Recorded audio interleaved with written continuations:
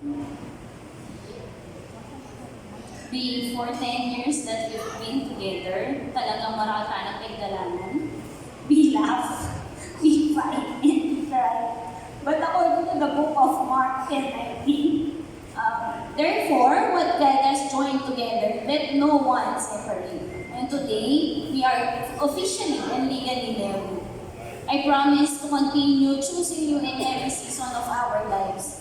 I vow to love you, alimupot ang masaya, upang mayaning din, but through laughter and tears, through victories and challenges, I will keep holding your hand, walking beside you, and believing in us with God as the center of our lives.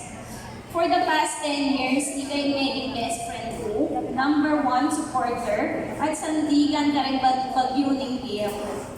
For the next 10 years and for the rest of my life, ika pa din yung pipilinan kong lugaran habang love, Romed, Paras, Nukong, your wife.